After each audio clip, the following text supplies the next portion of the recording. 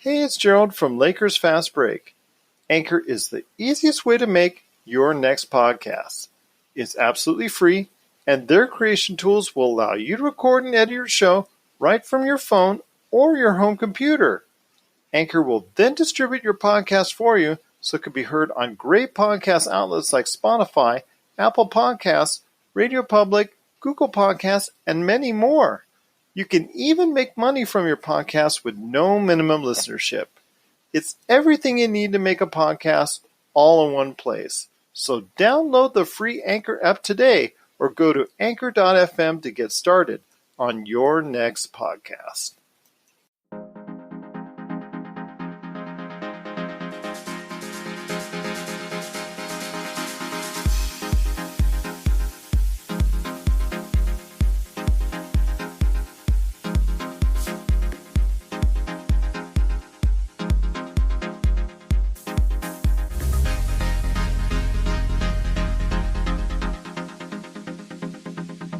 And we're back with another episode of the Lakers Fast Break podcast. It's Gerald Glassford coming right back at you here from Pop Culture Cosmos, the Lakers Fast Break, Inside Sports Fantasy Football, and Game Source. We truly appreciate everyone out there listening to all of our great shows, and if you can, please support not only those great shows, but the awesome shows like the Run the Floor podcast, the NBA Draft Junkies podcast, and everyone that works at the LakerHolics.com website. If you can please support all of us independent outlets, it is truly appreciated.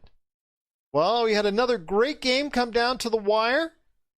Looked like it was another fun time indeed if you're Adam Silver and you're enjoying all this Eastern Conference action with Miami pulling out the victory today. But first, before we go ahead and recap that game, we're obviously going to be here to break down tomorrow's Western Conference Finals.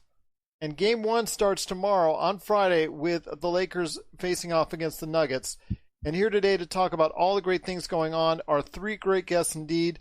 First off, I want to go ahead and talk to my good friend. You know him as the man behind NBA Draft Junkies. Got to go ahead and check out everything that he does today at NBADraftJunkies.com. His great YouTube videos page, which you're going to see right now with videos after videos after videos.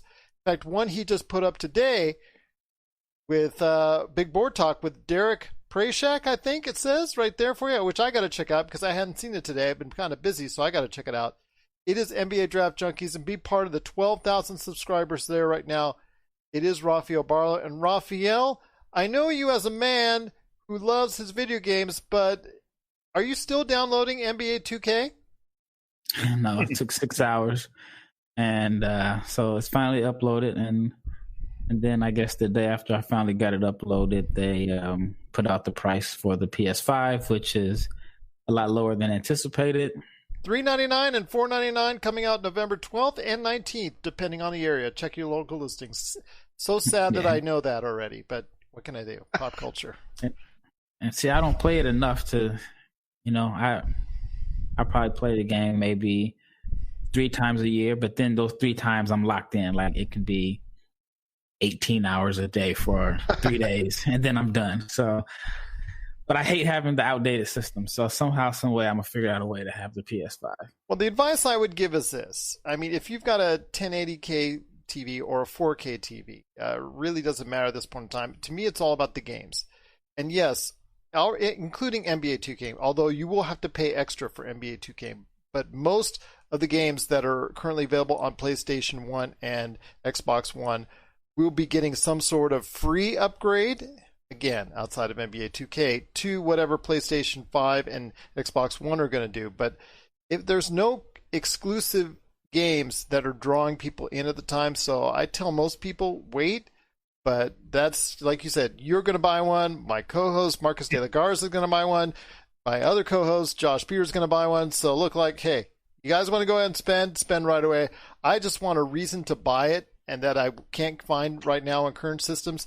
Don't find it quite yet, but maybe if it helps the loading times, maybe that should be a reason I should buy it right there. So, but then again, 6 hours of uploading, and then you had to run into the microtransactions which are on there, which I know was frustrating. So that's something that is always a part now of what 2K has to offer. But Let's get back to the basketball, and here today also as well is a good man indeed. You got to check out what he does for when he's able to go ahead and post some blogs right there at LakerHolics.com.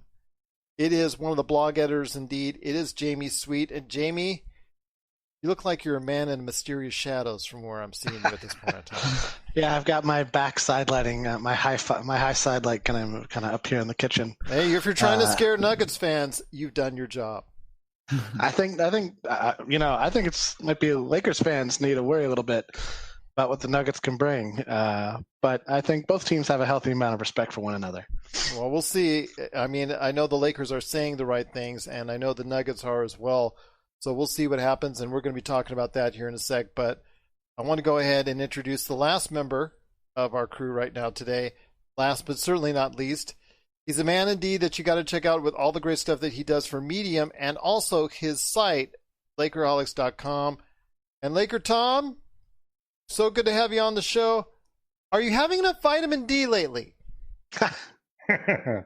I've had more than enough vitamin D. I've been waiting 3 days to tell you that joke, so I just wanted to let you know. It's an inside joke, everyone. Basically, LakerHolics.com. Learning a lot about firewalls and yes. hackers and yes, we got right. We got hacked by vitamin D at LakerHolics.com. Only we can do that. Only we are that skilled. But we've got a great show lined up for today. First off, I want to go ahead and since you've had the roughest week, I think, out of all of us, LakerTom, and you had to go ahead and upgrade and spend extra money, and vitamin D got you. I want to go ask you this. It is the Lakers and Nuggets coming up tomorrow as we're talking right now, and it is going to be a great matchup indeed. Not the matchup that a lot of people were expecting, especially Clippers fans who are still, as Rafael and I talked about the last time we spoke, still getting roasted on Twitter. What are your thoughts as far as initially on this series? And I know it's going to be a matchup, obviously, between the top two for the Lakers and the top two for the Nuggets, but there are more things than that will come into play. Yeah, I think it's actually going to be an interesting series. I think that one of the things that's if you watched what happened when the Nuggets did their 3-game comeback against the Clippers, you could see what the major problem that the Lakers are going to face in trying to defend them. And make no mistake, Frank Vogel's a defensive coach, and his whole focus is going to be on what do we do to stop Nikola Jokic and Jamal Murray. And basically, it's that high pick and roll where they get that short roll by Jokic, and he's sitting there in the center of the thing with a 4-on-3 advantage, and he's got 3-point shooters in the corners, one on the wing, and usually somebody cutting to the basket. The guy is not only an elite passer, maybe the best. I've heard a lot of people say the best passing big man that played the game. I'd have to see him play a lot longer before I'd give him that title. But he not only makes great passes, but he makes great decisions. And that makes it very tough on figuring out how to stop him. And I think that really the adjustment that the Clippers did not do in that series was basically stop from trapping up at the top and stopping that roll to put him at the free throw line with either a little floater or hitting a guy for a dunk or hitting one of those open 3-point shooters. So it creates, all the teams that the Lakers have beaten so far, the Blazers and the Rockets, were kind of one-dimensional. Even though they had good backcourt mates, it really was a case of stopping Damian Lillard or stopping James Harden, and then you basically stop the offensive engines of those teams. The Nuggets have a 2-person offensive engine, and they play together. They play that pick and roll really tough. So that's going to be the big decisions is that Frank Vogel is going to have to make on how to defend that lineup. They're the ninth-ranked defense, the 5th-ranked offense. The Lakers have the 3rd-ranked offense, 2nd-ranked defense, and the 1st-ranked net rating in the league. So the series is going to come down to the Nuggets not having any way to stop LeBron and AD, in my opinion. I think that the Lakers defense will be able to figure out how to stop the Nuggets offense. I have the Lakers in 5. I think if there was I think there's also a good chance it could be a sweep, and I think there's a good chance it could go to 6 games, just depending on how well Frank does in making his adjustments. I've sort of backtracked a little bit. I think there is a chance we could lose game 1 simply because Frank's been coming out saying that he's going to revert back to the big lineup and basically want to put 2 bigs out there, which probably means JaVale starting for the first 5 minutes of the game or 7 minutes, whatever it is. I don't see a matchup that works with JaVale on the court, regardless of how they decide to play Jamal and Nikola. The problem is that neither McGee or Howard are going to be able to do anything out at the 3-point line with Joker. And then also the presence on the inside on offense is going to clog things up, which is playing right into the Nuggets' hands. That's exactly what they want to do. They want to have 3 or 4 guys contesting shots. They're going to gang rebound and gang shot block because they don't have any really elite defenders who can shut people down. So it's going to be an interesting series. I think that the challenge of the Nuggets is much stronger than the Rockets or Blazers were, but I also think the Lakers have learned a lot in the first 2 series. They're playing as well as they have played all year long, so they really are peaking at the right time, and it's Lakers in 5 games. There's a bold prediction there for you. All I say is this. The Lakers better not go up 3-1, or else the Nuggets have them right there in their clutches right there. So if we lose the first game, we may have the Nuggets right where we want them. There you go. Yeah, the Lakers got to lose the first game, and then the Lakers also got to go up 3-1 for the Nuggets. Yeah, that's the way it's been going lately. So it's going to be an interesting matchup indeed. Rafael, what are some of the things that you're noticing, and what are some of the things that you think that they have to go to as far as on either side in order to go ahead and come out on top? The Nuggets have to get down 3-1. And once they get that figured out, then they should be fine. As far as the Nuggets is just a hard team to prepare for in a sense, because on paper you don't think that they have a chance. Yeah. On paper you just say, Jokic is good, and then Murray is capable of putting up big numbers. But then just like the average fan, or even when you watch their video, you're probably not going to respect the rest of the players on the team. And somehow they get it done. And I think there is a tendency probably in both series to get overconfident because they don't seem like they have the star power. I mean, like Murray, to me, he's proven to be a superstar in the playoffs. But, a lot of times reputations are supposed to be made in the postseason, but a lot of times it's not, And the Clippers in the first part of that series, when they went up 3-1, were really doing a good job on defending and limiting the number of, or limiting the amount of effectiveness that Jamal Murray had. Yeah, but I think that goes back to what I said, a little overconfident. If you figure like, if we have him struggling, there's no chance that Denver can compete. And I mean, if you look at it, he really didn't go off until the most important game in the last game. So, the Lakers just have to make sure that they're not overconfident, and you have to remain focused even if you go up 3-1. Or even if you go up 19 points, or if you go up 16 points, or if you go up 12 points, like the Clippers did in 5, 6, and 7. Yeah, but unless Doc Rivers is coaching the Lakers, that shouldn't be a problem. Did you guys see that clip that started surfacing where it was like Phil Jackson from the finals? Did you see that one? No. I'll look for it. So yeah, it was a clip from, was it 2010 or 2009? I think it was 10. And 10, and he's just like in the huddle. This team blows more leads than anybody else. Basically, just they're gonna blow the lead.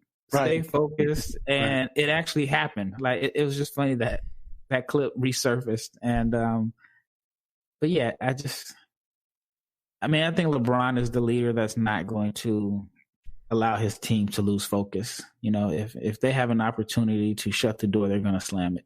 And they're going to have to, because as we're going to talk about with the Miami-Boston series, right now, Miami seems to have Boston's number at the way that they're closing out games. So it might have to be something that the Lakers might have to, like LakerTom has them finishing in a short amount of time in order to go ahead and advance and not have too much of a delay, because there's already a 2-game difference or buffer that the Eastern Conference teams have right now. So, Jamie, I want to ask you this. What are some of the things that you're looking forward to? I noticed you had some apprehension about the Denver Nuggets team, because it sounded like, you were concerned about them in a way that you maybe wouldn't have been about the Denver Nuggets, say, 6 to 8 weeks ago. Well, I have had a healthy respect for the Nuggets from the beginning. I did think Utah had them done, and then after they came back from that series, I stopped kind of counting them out. I mean, there's so many cliches about this is why they play the games. It's why they do, and this is why they play the games, right? A team can fall asleep, a team can take its foot off the gas pedal. One of the reasons I think Paul George and Kawhi Leonard are a bad combination is that neither one of them is like a Rondo or a LeBron who's going to like get in your face and like talk to you about what you did wrong. They're just going to like mope over to the sideline, let the coach, go in, play their game. And their games are great. They have great games. They're amazing players. They're incredible athletes. But Kawhi Leonard and Paul George were supposed to be an unstoppable defensive tandem. And they couldn't stop a lot of the Nuggets from scoring when they needed, and not just one Nugget, but guys on the whole team. Guys on the whole team came up big in clutch moments. And I think a testament to Mike Malone's coaching, who I think is one of the great unheralded coaches in the NBA. I don't know if you guys have seen the Boogie Cousins documentary Resurgence, but it's definitely worth a watch. It's really good. Mike Malone's all over that, and it kind of gave me a new appreciation for his sort of attitude towards sport and professional basketball. But I think that there are some, when the Lakers were up against Houston, I was a little worried that would almost unlock the shooting of the Houston Rockets, because they had played so tight and nobody had really gone off in any of the games, and it just didn't happen. I don't know if it was our defense. I don't know if it was James Harden being tired. I don't know if their games just don't really apply to playoff basketball. I don't know why that didn't happen. But the Nuggets have found a way to unlock that power. When they get down and they're in a tight spot, they just start playing with a lot more ease. And if you read Jokic's comments about playing the Lakers on, I can't remember who put it up on ESPN. Somebody put an ESPN article up on it today. He talks about that specifically. He's like, when we get down, like, we stop playing selfishly and we play more for one another. And the Lakers, I think, have been good about doing that all year. They really have been a team that's about the team and not about LeBron, or a team that's not about AD or about whoever's on the court or whoever's doing what. Like, the team is best when we play as a team, and that's true all the time. That's how Detroit beat the Lakers when we had Peyton, Malone, Kobe, and Shaq. That's how San Antonio wins all the time. That's how the Toronto Raptors won last season. It's just how the best team wins. Even if you have a prolific scorer like Harden, or an incredible defensive scoring tandem like George and Leonard. So I think the thing to worry about, and that's why I think, having LeBron, somebody who's like, has an incredible ability to lock in and focus, is the biggest difference maker in this series, more so than any like schemes or, physical disparity between the two. I think, and that's definitely proven true in the bubble. If you can push past that mental fatigue, push past like the grind that is this weird playoff season with no travel, games every other day, all of that stuff, you're going to put yourself in a great position to win. Which is weird to say, that the mental game is the most important game in the NBA playoffs, but I feel pretty strongly about that at this point. Well, it's not just you're saying it. I mean, there's living proof what Rafael and I had been talking about during the Clippers series. It got to their heads. It was not it's not a question of talent, question of physical. It was mental. Once they started losing their lead, once the Nuggets started hitting their shots, the Clippers mentally felt defeated. each and every time out. And that's, to me, something that we saw even today in the game with Miami and Boston, where they were up as many as 17. And still, they managed to go ahead and did the El Foldo act in the second half. But I want to... Oh, go ahead. I just wanted to add, it goes back to what was said earlier in the show about the Clippers not having this leader. And remember early in the playoffs when the whole Lou Will situation came up, I mentioned that would not happen on the Lakers. Yeah. LeBron would not allow that. And so, and I'll be honest, I thought the Clippers were just too talented from top to bottom. I thought that they had the wings to give LeBron trouble. Wings? And that was total coincidence. Yeah, total Lou Williams slip there. That was a great catch there. But yeah, I just thought that they had enough firepower and depth to beat the Lakers in 7. But I did switch up a little bit once the whole situation with Lou Will happened. I said that would not happen on a LeBron team. Yeah. And I doubt if anybody on that team checked him, let him have it. Doc Rivers didn't even check him, right? Like Doc Rivers was like, "Oh, it's cool." Yeah. Yeah, but I really do think Doc is non-confrontational in a sense because I mean we've heard the stories about Rondo threw a TV at him. I heard that story. Awesome. I heard the story about, and I actually heard it. When it happened about when Matt Barnes and him got into this altercation, I think 2015, and Matt ended up telling the story on his podcast. But yeah, I mean, I think in some cases he may just kind of self-police the guys in a sense. And I think on that team, maybe like a KG was the one that kind of held everybody accountable. I feel like that was the issue with the Lob City teams. Like you always heard about them having chemistry issues, not getting along. And to me, outside of the Warriors, in the last 5 years, top to bottom, they've had the most talented players in the Clippers uniform. I mean, you've had 3 different guys win 6 Man of the Year. Mm-hmm. 3 All-Stars for sure with Lob City. Chris Paul's a Hall of Famer. He's going to be in the Hall of Fame. Even with this Clippers team just this year, you had the 6 Man of the Year. You had 2 guys on the all-defensive team. And so, yeah, I mean, talent has never been this issue, but it seems like they keep having issues with chemistry. And the two different teams, even though it's the same franchise, but team is totally different. And I think a LeBron James team they've had some issues before, but at the end of the day, LeBron is the leader hands down, and certain things aren't going to fly with him on the roster. And that just seems like that's what the Clippers are missing. And it just shows that maybe Kyle Lowry was the real, vocal, emotional leader of that team. This is Rafael from NBA Draft Junkies.com, and you are listening to the Lakers Fast Break.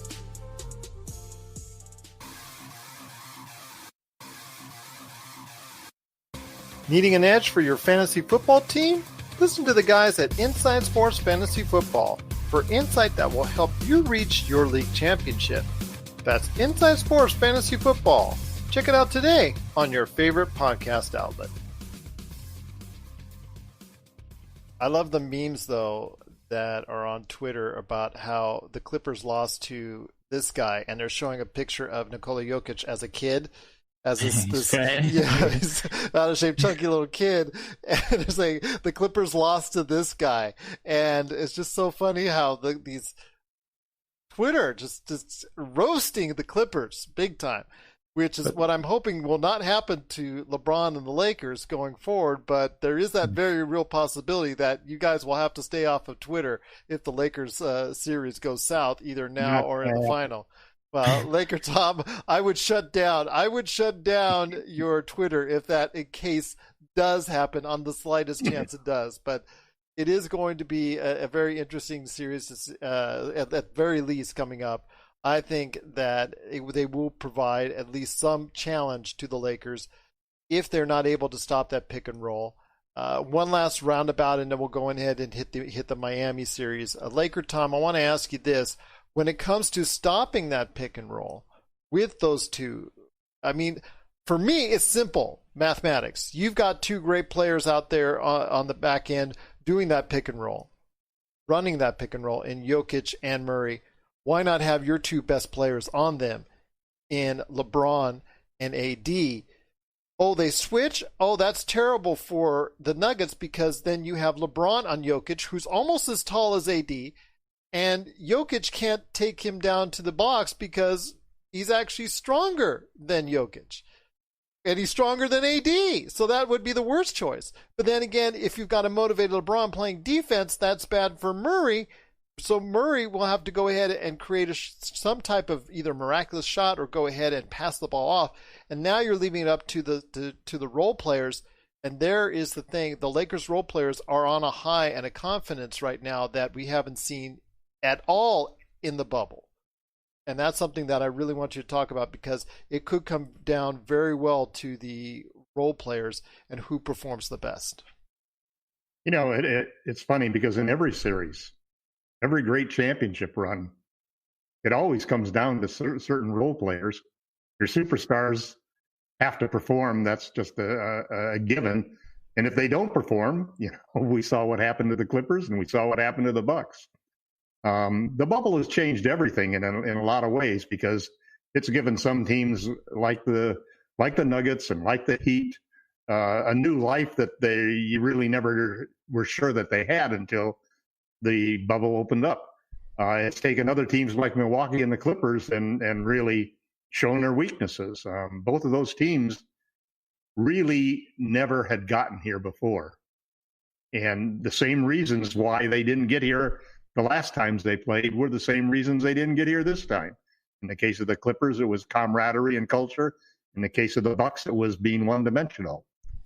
I think that's kind of interesting, this whole thing that's going on with Frank Vogel saying that the Lakers are going to revert to playing big, which really means that they're going to revert to playing big half the game and small half the game. I think one of the reasons that might be behind that is that they plan to not double Murray. They plan to stay at home with the players. I think that makes a lot of sense. I think they want two shot blockers in there to protect the rim. They're willing to gamble on that. They're even willing, I think Frank's even willing to lose game one if he has to in order to make that gamble because he wants to keep his bigs in the rotation. He wants to keep the bigs engaged. He wants the team chemistry remaining intact. But he'll be quicker this time around to go ahead and make a change. Yeah, and also he's got the new version of small ball in his back pocket if McGee and Howard really can't handle that situation. There's also 10 minutes of the game when you're going to have Plumlee on the floor. Those are perfect times for McGee and Howard to play. So I think we're going to see a lot of. I don't like the idea of LeBron on Murray. That's crazy. You don't want to wear LeBron down like that. But there's going to be times he's going to ask to play. I think we're going to have primarily. I think you may see a lot of what we did against Harden and Lillard in throwing a handful of guys at him, at both of these players. I think that's why one of the reasons why he's probably going to give McGee and Howard a shot at Jokic is simply just to wear him down. These guys have played 14 games and we played 10. Jokic has played over 500 minutes, and so has McGee Murray. And Howard have really only played 7. Yeah, and so, and we're going to be physical. He wants to be physical with these guys, and that's one of the reasons why he's willing to gamble a little bit on going with the big guys, even though he knows, and everybody knows, that the best lineup is going to be with AD at the 5, and AD is the guy who can shut Jokic down. Murray's great. We'll see how he handles this in this situation. I was impressed as hell that the kid came back because Paul George basically shut him down those first 3 or 4 games. And like Rafael said, he really didn't go off for a 40-point game until that last game. But, man, he made some shots in that last game that was really spectacular. But Joker is the wild card. Joker is the guy that they've got to stop, and they're going to focus on him. And I think they can stop him. There's one emotional sort of mental part of this whole thing that is, it's like getting invited to the dance when you're a girl. Part of the excitement is that you got invited to the dance. Doesn't matter how well you dance when you get there, you got invited to it. They've gone through they've had these 2 comebacks. They're sitting on cloud 9. They're playing with house money is true, but when you're playing with house money, it's a little different than playing with your own money when it really counts. And the Lakers are not playing with house money. They're playing with LeBron's legacy, 80s legacy, and the legacy of the Lakers. They're not going to slack off. They're not going to be anything like the Clippers. And like Rafael and Jamie said, LeBron is the big difference maker. So you're comparing this to a girl going to the dance. I think I'm comparing, and what I'm saying is that they've already won their season. Okay. They already won the playoffs. I'm just going to say I'm not touching that with a 10-foot social distancing pole. That's all I'm going to say to you right now. Jamie, ease on by. Ease on by. That's all I'm going to do. Just ease on by. Right. Yeah, I'm just that guy rolling down my window watching the accident take place, and then I'm just driving on by. Jamie, I wanted to ask you this real quick. Playoff Rondo. Okay, I'm still not on the train yet, but what I want him to do, I don't want him to get 20 points and 9 assists. I mean, if you're going to have to ask Rondo to do that for 5 games or 6 games in a series, you're kidding yourself. But if you can get solid Rondo, like you saw in the other games after the one where everybody just got excited and right. He got like 10 to 14. He got 14 points in one, I think, and 10 points in another. Just pretty good performances. They were performances where he did not hurt you. He played solid off the ball defense. He played actually on Westbrook and Harden at times. Got some steals. Got some nice passes. Provided enough shooting out there to go ahead and be a distraction. That's all I need him to do, and that's all I think the Lakers should be asking at this point in time. Not super playoff Rondo that everybody's going gaga over on social media. I mean, he only had that one game that he really stood out. No, one game. 14 and 21 points. 14 doesn't. 9 in both games. No, 14 points. 14 points is not going to cut it. That's not a playoff Rondo. That's a good. 14 solid backup numbers. Solid. Like, as you said, solid backup numbers. That's all you need. 21 points. Don't ask for that. But 10 to 14, just somebody coming off the bench and getting you what you need to get the job done. That's what I don't think you can measure it by his scoring, though. I mean, there was one point where it felt like every pass he threw, guys made shots. Right. Well, that's all. That's all just basically saw. But it just something you saw at times during the season. What you didn't see was the dime. LeBron dime. Well, he's always been a great passer. He's always been a great passer. It's just the attentiveness and what things have driven Lakers fans nuts is when he gets too happy shooting his 3 and he starts get on the train, Gerald. I'm not getting on that train yet. And also his defense, you saw the analytical numbers, but in the playoffs, he's giving you solid effort. So obviously he stepped up this game. And Jamie, I want to ask you, do you see a continuance of that in this playoff series? I mean, I would expect Rondo to do what he's always done best, and that's take what the defense gives him and expertly probe the basketball into the paint. I think a lot of the times, your modern NBA guard, off guard, point guard, combo guard, whatever you call the guard position these days, they have everybody has such a specific role in the NBA, especially backup players. But Rondo's role is lead the team, just make the team better. And he's really good at that. He breaks down game film. He'll tell guys where to be on the floor. He brings everybody together after a blown defensive assignment to figure out what went wrong, how the play broke down, all these kind of things.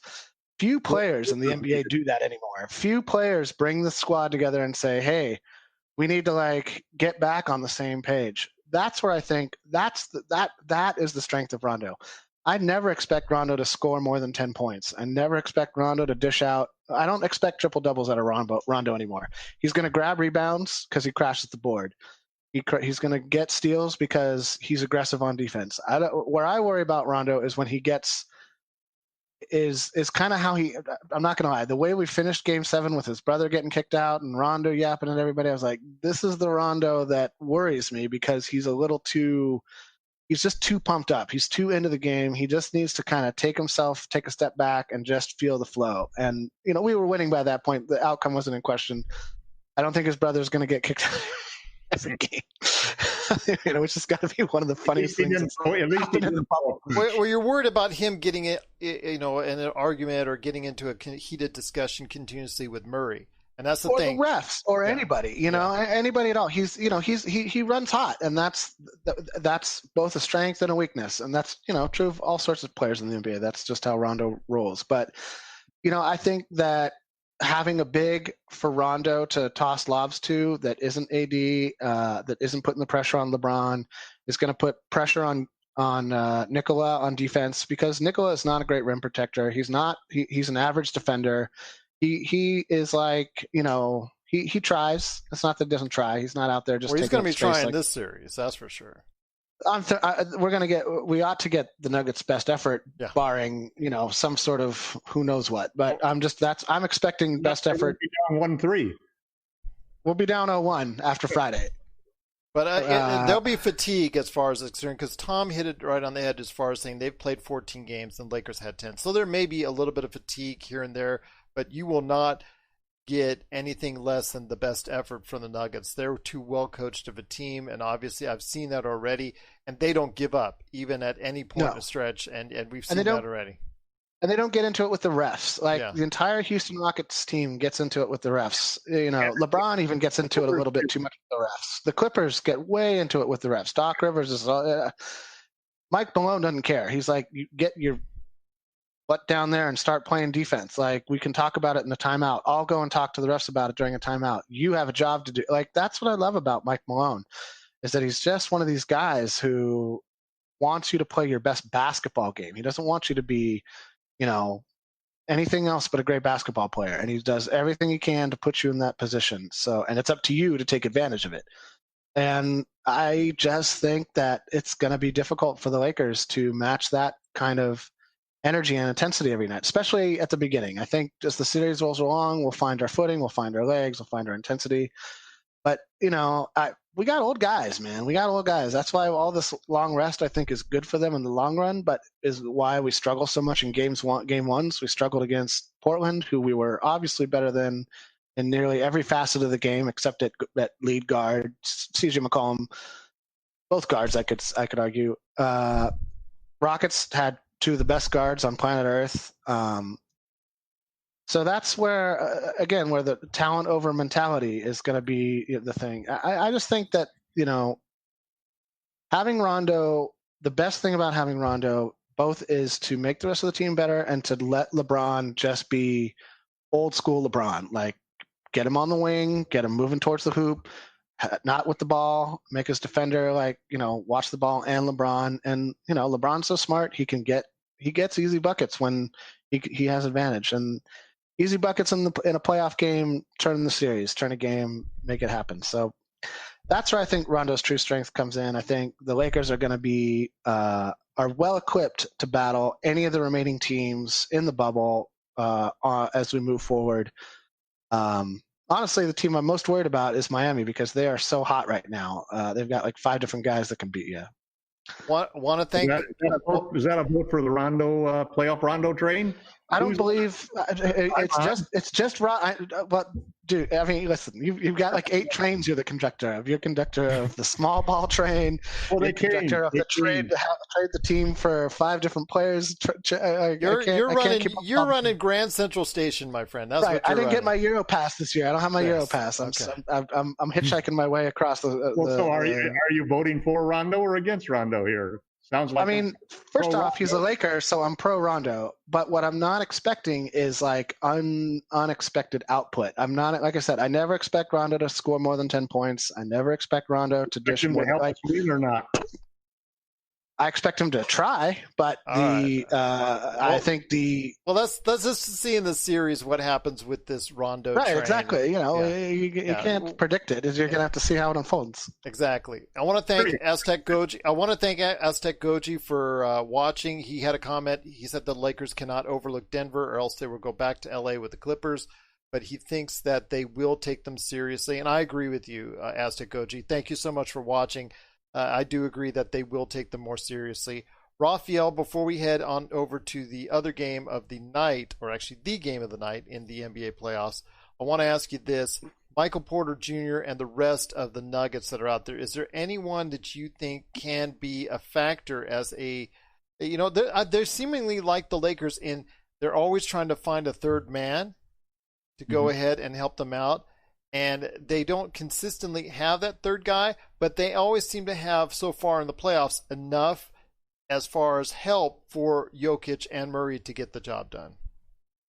Yeah, I think the third guy is still Millsap in a sense. Maybe not on the offensive end, but one of the things that he provides that Porter doesn't is strength. So how many times did I see Kawhi try to bully him and he couldn't move him?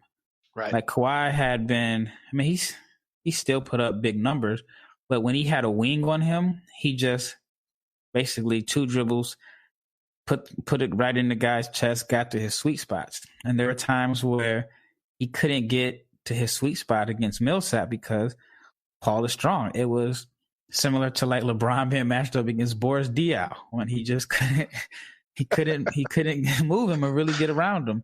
And so I forgot about that. Yeah, I think defensively in the half court, he can. I mean, you never want to say somebody causes matchups for LeBron, but I think he does have the physicality to be able to absorb some of LeBron's drive. Does he still have the quickness, though? He's not. I don't think he's going to be defending him out at the 3-point line in a sense, but I think that, stride for stride, give him 2 steps in a pinch, he can at least absorb the contact. I mean, so many times where LeBron doesn't necessarily blow by guys, he just goes through them. Goes over them. Yeah.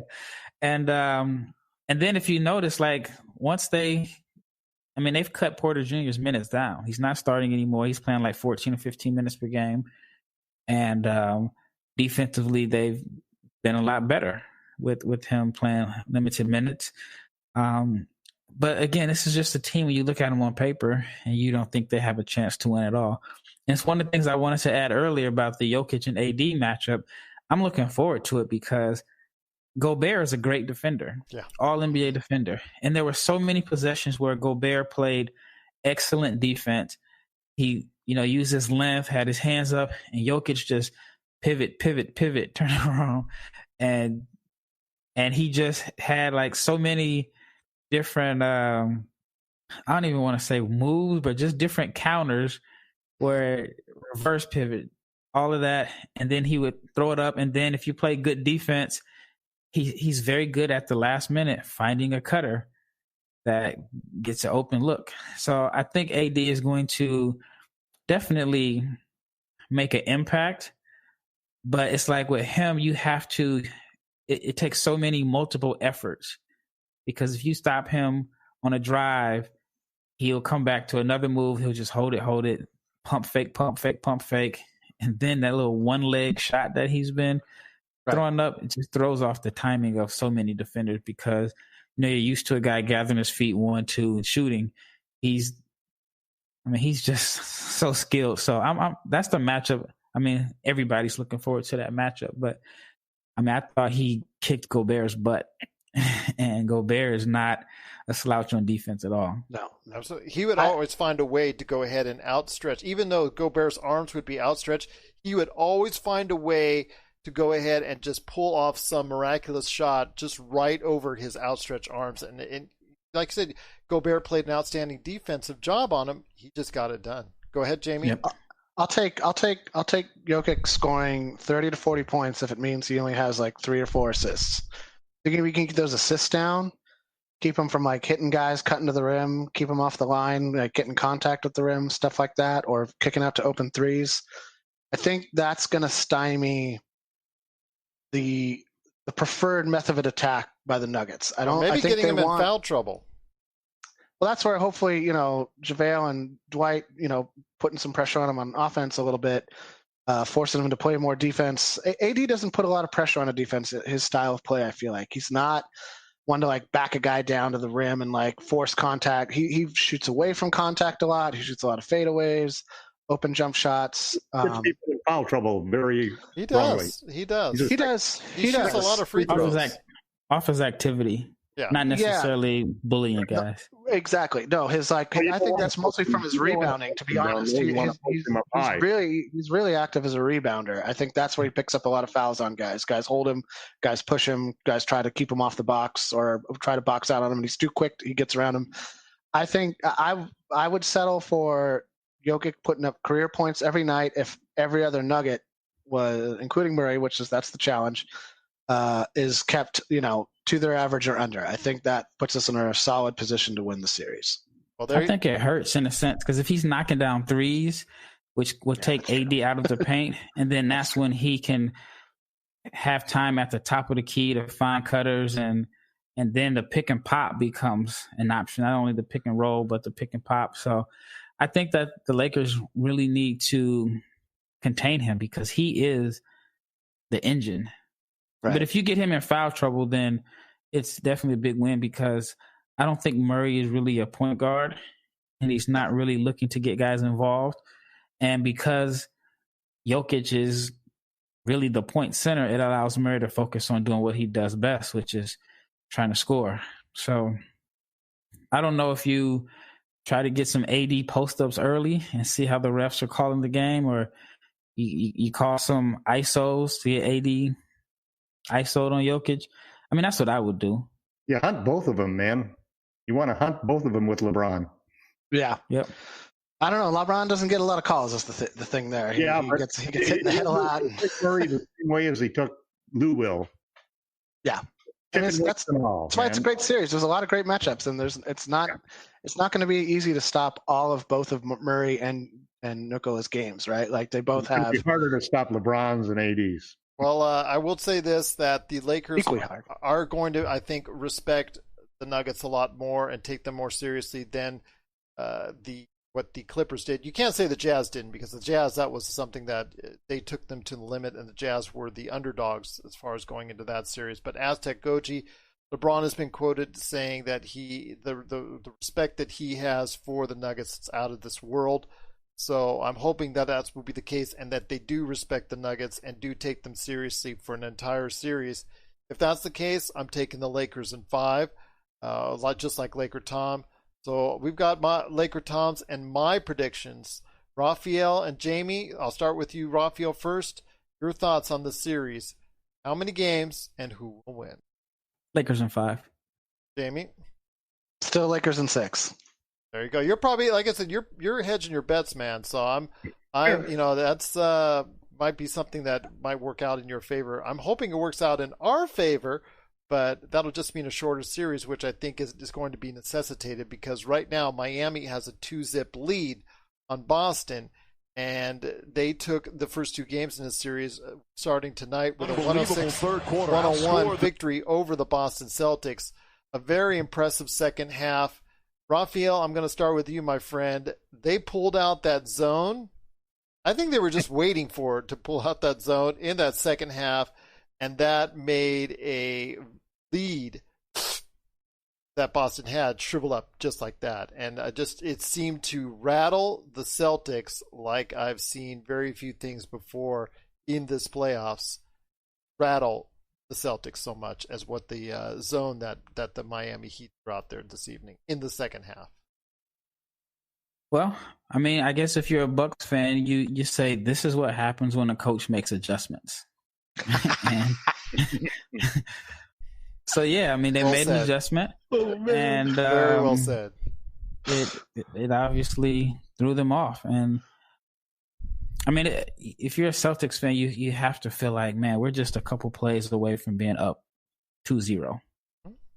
Also, and it's a game of, I mean, they say football is a game of inches, and I guess you can say the same for basketball, because I mean, like I said, Miami could easily be down 0-2. It took a miraculous block and a big time comeback. And then the reports on Twitter is Marcus Smart was going crazy in the locker room, yelling at someone, and you never know how the team is going to respond after that. If you went overboard or whatever, it could motivate them, but or they could flipper it out. That could happen. That could happen. I don't think so with this group. Well, I mean, you got to remember it's the same group last year that had issues in the locker room. I know, Kyrie.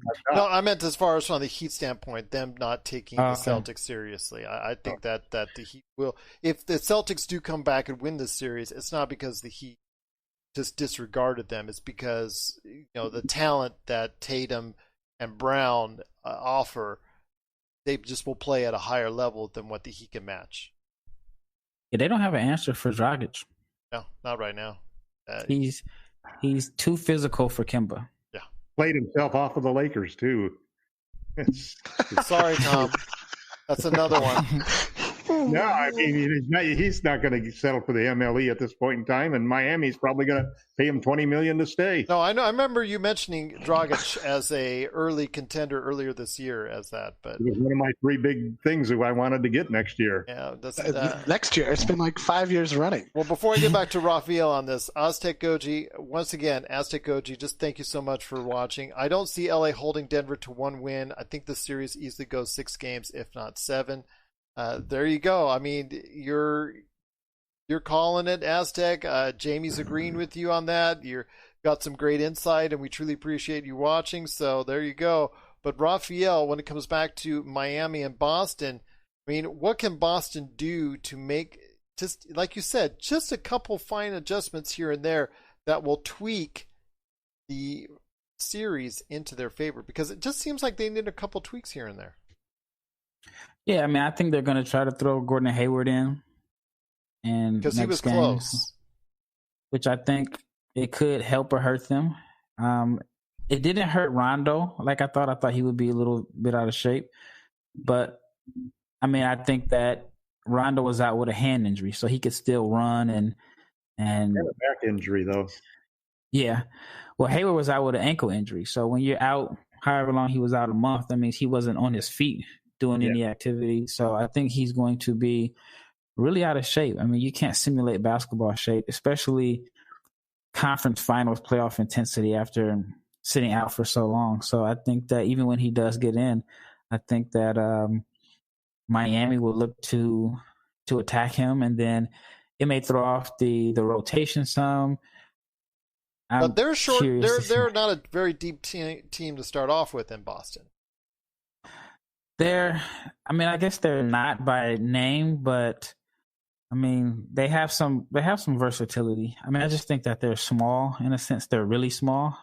And I made a comment saying, like, why doesn't Boston get labeled a small ball team? Like, their center is 6'8". At the end of the, he doesn't shoot threes. That's the only reason.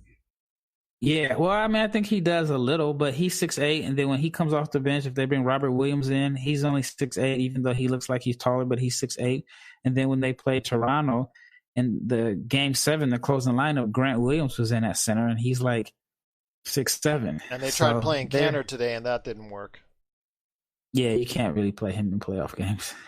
Billy Donovan, that clip of Billy Donovan saying, "I can't play him," will forever be out there. Exactly. We're signaling the ref for a quick timeout, but we'll be back with more of the Lakers Fast Break podcast.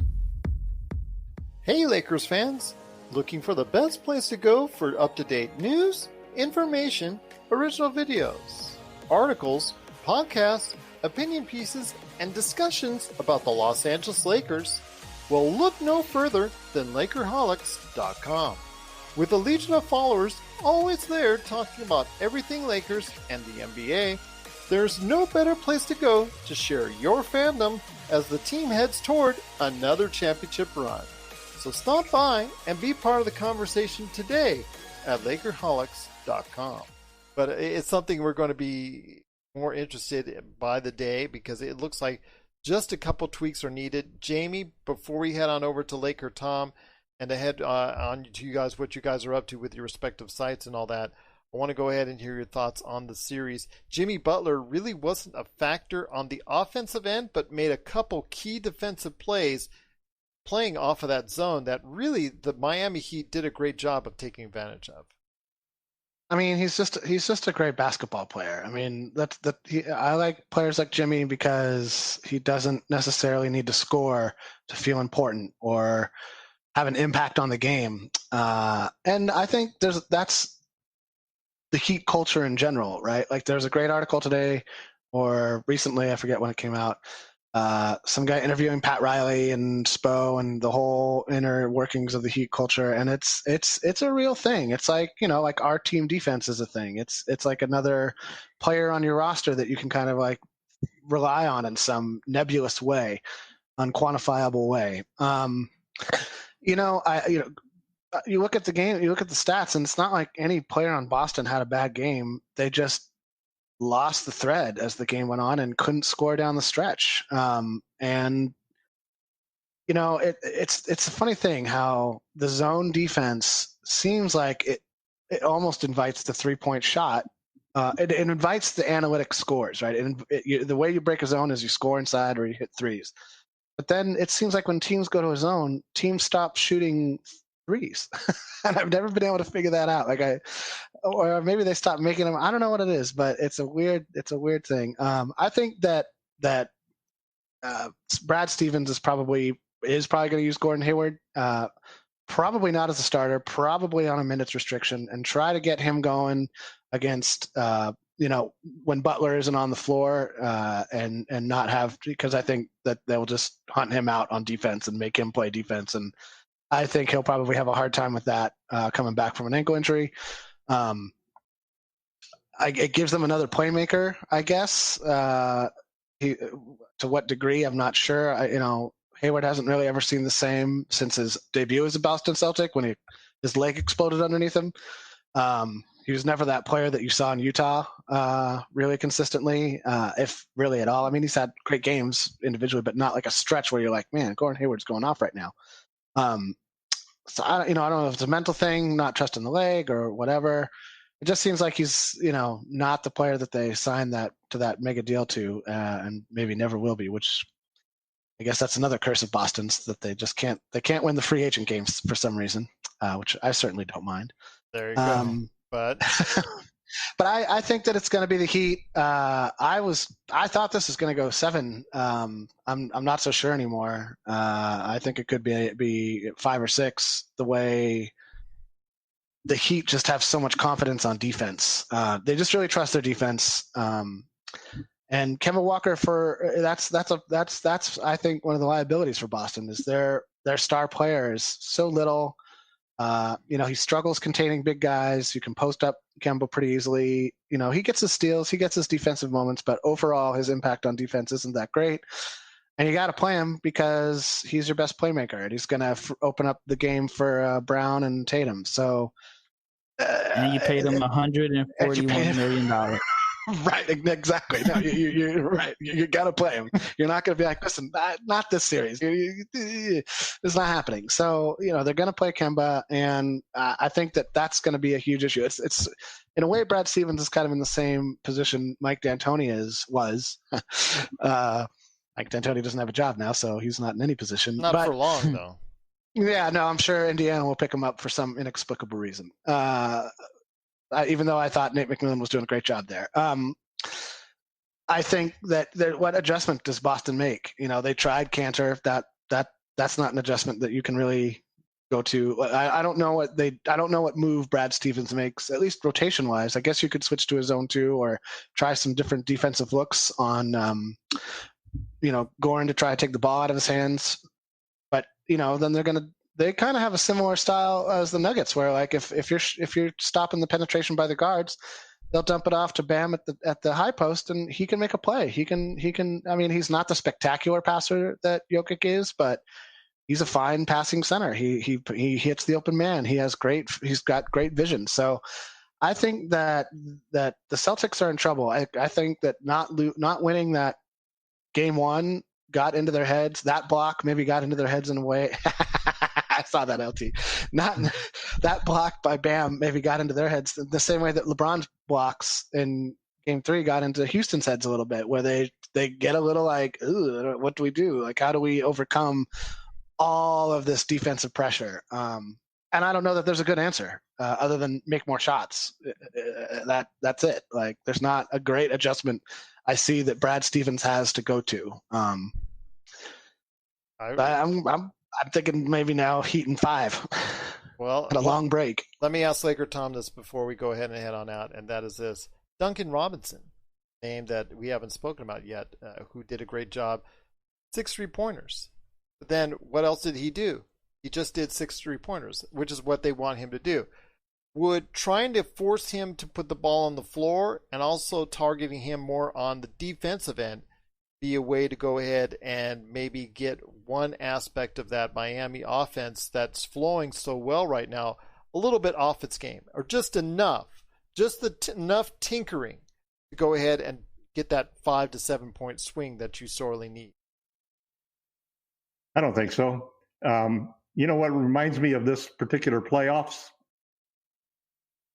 is I think that we're seeing in a way, or could be seeing in a way, because it's too early really for me to say that, but I think that it reminds me a lot of the Clippers. I think the problems that the Celtics have is they're supposed to be the team that has been together all of this time, that has played together well, that has such a great chemistry, that has such a great coach. And they've been shocked 2 games in a row. And I agree with Jamie that block that Bam put on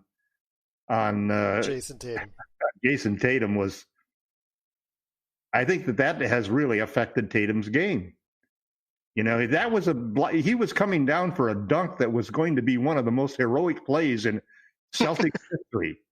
You know, that was a shot that was going to be, you know, you would hear every Boston person remember that shot for the rest of their life, and they damn well may remember that block for the rest of their life. Yeah, remember something either about or. that.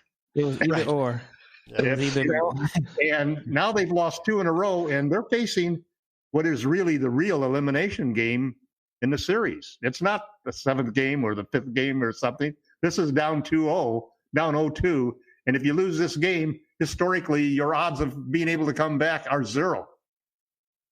So low. And you could imagine, just like Doc, we didn't see the adjustments. The coach who made the adjustments was Spo. It wasn't the Celtics coach. Brad didn't make that adjustment. On top of that, you saw them hunting out the 2 weak links in that offense and that defense every time. I mean, Goran really took advantage of these over and over for those shots at the end of the game. He just got that center on him and then just basically had no problem going up for his shot on him. And small guards, I've always hated small guards. They always get hunted at the end of the games if you've got a smart player and a smart coach. And, you know, I just think that that we could see a sweep very easily here. If they lose this next game, I don't think that team will have enough to come back and fight to save themselves from going down 4-0. Marcus Smart will come back and fight. And I believe that Spo and the Heat, they're going to go for the jugular in the next game because they know it too. They know that they can end this series by winning, or they'll end up in a struggle if they let it go. And they've got their number. They're a smarter team. They've got more clutch players. The decision by Spo to start in the playoffs, Goran Dragic, was just masterful. I mean, he understood that, yeah, it's great for all of these young players who have never played in the playoffs to get a chance in the bubble to shine without the home court pressure. But there's still pressure there. And when you've got pressure, you need a guy you need more than just, you need a guy that's really can come out there like Butler and come in and do the job. And like I said, and I picked the Celtics to win this series, and I'm wrong. Although I've been rooting for them. You're not wrong yet. You're not wrong yet. You're not wrong yet. I can't root for the Celtics or the Clippers, but I'm seeing the same thing happening. Twitter is going to be just as hard on the Celtics when they go down 4 or 5 games. No, I don't know. No, not even close. I mean, because he didn't have Paul George orchestrating his way out of Oklahoma City Thunder to become a Celtic. You did not. Okay, LakerTom. He had a yelling contest. He did have a yelling contest with Montrez. No. Yeah, LakerTom, you did not see the majority of analysts out there and all the video clips that you see. I read and watched every single one of them. And you did not see as many people. Next to the Lakers, there are more. Every Lakers fan out there, you got a Celtics hater. You do not understand the level of amount of individuals out there that were picking the Clippers to go all the way to win the title. You do not. Everybody. Yeah, everybody. There's not that even close to that amount. There might be a lot of Celtics fans. There are more Celtics fans out there than Clippers fans. Yes, but most fans in the NBA. Well, again, I'm asking, but I'm telling you this. Twitter is a different place altogether. And as we're seeing, when something catastrophic like this happens, Twitter is the first place to capitalize on it. And we saw it with the Clippers. Swept is going to be catastrophic. Celtics, it'll trend. I'm not going to disagree with you on that. But Rafael, I think you'll agree with me that it's going to trend nowhere near what the Clippers, collapse and the choke, because there's no excuse. They're trying to provide every excuse in the world. Well, let me say this. Now we're going to see choke two. Let me say this. The Celtics are they're going to get beat by a better team. I picked Miami in the series, and I think Rafael did as well. I'm going to say this. The Clippers flat out choked. They made every excuse in the book after the series is done. There is no excuse. Okay, they didn't. They're more despicable. I'll agree with you. Let me finish. I'm saying right now, they did not have chemistry problems when they were up 3-1. They did not have argument problems when it's up 3-1. They were up 3-1 and choked double digits leads in the 5th, the 6th, and the 7th game. Okay, the blame squarely goes on all of them on the floor and the coaching staff right there. Nothing else but that. But they can say it's team chemistry. They can say it's this. They could say it because they didn't play enough games, or they could say they were tired. They could say all these excuses. It's a bunch of BS. They choked. They flat out choked. It got in their heads, and they flat out choked. It's simple as that. And their stars were one of the main reasons. And there's no way. Before that last attempt to dunk, Jason Tatum settled for like 3 or 4 straight times down the court. But I'm going to tell you this right now. And again, I'm sure Rafael would agree with me. Even if the Celtics get swept, there is no way it's going to trend, and no way you're going to see as much vitriol and hatred and laughing and memeing and trolling on the Celtics that you did on the Clippers. Am I right or am I wrong, The only Rafael? one could be more would be if the Lakers lost. Well, Rafael, let Rafael. I don't think it would be comparable because, one, you got to think when they announced the trade during Summer League, whatever, Pat Beverly and must have walked by LeBron or something like that. Then also, this is our town. This is our town quote. Our town. I guess there were billboards in LA. Oh yeah. Oh man. Also, the Lakers. The players are more despicable than the Celtics. The Celtics players are actually pretty likable, to be honest about it. I don't even think other than Morris and Beverly, I don't think you can say Kawhi gave you a reason not to like him, or even Paul George. I think the ones that you may just really don't like are Morris and Beverly. But I think, the video of them laughing at the other guys in the bubble, playoff P, all of that, that's one thing. But also, I know Laker fans don't like the Celtics, but this year, Laker fans hated the Clippers more than anything. So, and Laker Nation is the biggest nation in the world. Yep. And when they had a chance to step on the Clippers' throats and make fun of them, it was your Blazers. Well, hold on, your Blazers, like Damian Lillard and CJ McCollum, because they got so much flack. I love the Blazers now. Well, they got so much flack because of the game that they played where they were at each other's throats. Look what happened there. Look what happened right after the game when the Clippers lost. who were the first two NBA players to go ahead and talk smack? That was right there with Dame and CJ. They were talking to each other as if the whole world can't read their Twitter conversations. Exactly.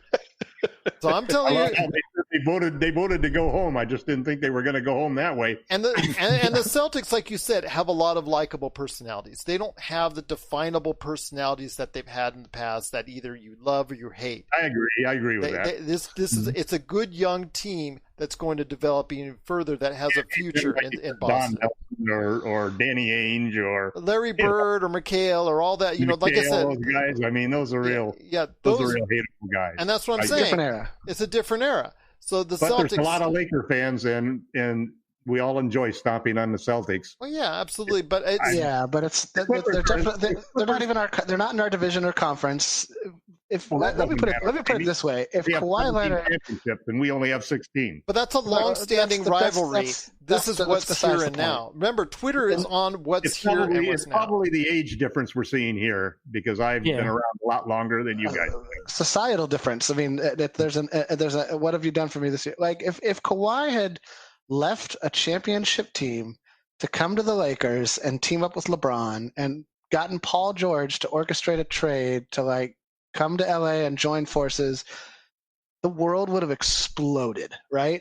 But when it was the Clippers, everybody was like, oh, well, now they're just a great team. And that's just part of the thing of being like a Laker, right? And then everybody went on the Clippers train, all these experts. Dude. Yeah, and all everybody these experts. Was on the Clipper train. And Tom, like you, I was part of the 80s. I watched the 80s. I watched all the Lakers championships of the 80s. I know the rivalry. I actually looking at the 88 World Championship back-to-back shirt I have right up here in the corner. So don't tell me I don't know that, because I was part of it. I understand the Lakers. Old enough to qualify, Gerald. You're old enough to qualify. I don't know. That's a great thing for me. The guys though to want to step on their throats. But I'm telling you right now, I see the world as it is right now on Twitter. Again, love's a great story. Yeah, it's a new generation, and they love a great narrative. The world the way you want it, man. But I'm just telling you, I'm seeing there's a great narrative. Twitter loves a great narrative, and the better narrative is the smack-talking Clippers to get to get their own, and they got handed. I'm seeing the Celtics fold. I know LakerTom. Even though it won't be as pleasurable as watching the Clippers fold. Because the Clippers players are really despicable in my mind. And I understand the retweeting from @LakerTom, if the Celtics are to lose, is going to be great. And I will appreciate that. Yes, I will. But to tell me that the Celtics are going to get roasted even more than the Clippers right now. They're going to get roasted, though. They're going to get roasted. There's a lot of Lakers fans who still remember McHale. Yeah, but then there's the little bonfire. There's the little bonfire that will happen, and then there's the forest fire that was the Clippers getting roasted that night. So that's two different things. And I also think, this is my personal opinion, I can't confirm it, but I think Kawhi held up the Lakers cap on purpose. He did. Yes, he did. Of course he did. To screw the Lakers, and he thought he was going to go to the Clippers. Just the little things to turn and needle. And so I think some Laker fans are, the fact that he kind of played them. Yeah. And then I also think that there's some fans in Canada that are still a little upset. Like I remember Donovan Bailey, the guy, the Olympic sprinter, and I think he tweeted, it was funny seeing a Canadian send Kawhi home. Which, Jamal Murray's a Canadian, so right. It's also the way the Clippers lost, though, right? Like they're up 3-1, and then they just collapse. I agree. I just and then every excuse is made. It's going to be like this. They're down too. Well, okay. They were shooting off the side of the backboard. It was just, one of the most memorable nights because Celtics lost and the Clippers lost. Talk about making a day. Well, I'm just saying this. I know LakerTom wanted the Lakers to beat the Clippers in the conference finals, then beat the Celtics in the finals, and that would have been like a perfect scenario. That's why I was I couldn't root for them, but at least I was hoping they would come through. Yeah. And then on top of everything, when you see them on the court, there was no way I could root for the Clippers. And then to top everything off, my wife told me, she says, I thought you wanted the Clippers to win. I said, yeah, I do. Then he says, well, why are you screaming and yelling every time something good happens for the Nuggets? Poor LakerTom wife. And then I'll tell you right now, it's something that also at the very end of it, they made every excuse. Every excuse came out. And instead of just saying, we're really looking at next year, Paul George says. Yeah, it wasn't a championship or year bust, or bust year, championship or bust year. These kind of things, just excuses. And then I hear, we're too new, we still trying to get to know each other, and LeBron and AD weren't. So Don't tell me that. I don't want to hear the excuses. They lost. They flat out lost. They got beat. They choked. It got in their heads. Simple as that. It happens. It's just part of life. And they gave OKC all of those draft picks. Yeah, and their best player for Paul George. Well, you know what? Next year for the Clippers, it's championship or bust in more ways than one, because both. Oh yeah, with Kawhi and PG, absolutely, they have the choice now after next year to go and leave if they want to. So. Again, after that spirited discussion, I want to go ahead that would be the ideal thing to happen next year, that they bust again and PG and Kawhi both leave. Well, then Twitter will. Where? Twitter would really go crazy then. Yeah, absolutely. But to go where is where I would. That's why I can't figure out where would they go. I mean, it would depend on how they lost, right? If Paul George is looking at maybe his last max contract if he has another year / playoff series like this. Leonard, I think he's got enough rep and has taken the team all the way. To the Lakers. I think they both end up. It's hard to leave LA. Chris Paul did, but then, he left and ended up in Oklahoma City. So, there you go. You might as well just stay in LA and try to figure it out. I'm curious if they roll it back out as is, or if they try to trade Lou or if they bring. He's gone. Well, I think they can get him now. He's cheap now. He's cheap. He's lost a lot of money. Good point. You're right. And also, I feel like Doc Rivers is safe, but I don't know. It's going to be interesting. It is going to be interesting indeed. But before we head on out, I got to go ahead and get everyone updated on what we're talking about outside of the Clippers being roasted more than the Celtics on Twitter. LakerTom, I know you're working on some stuff that's not vitamin D related, so go ahead and give everybody an update that's on what's coming up on Medium.com, and that hopefully they will find out on Lakerholics.com as well. I've got an article that I'm going to post tomorrow morning on basically a lot of the things that I talked about with respect to the Nuggets series.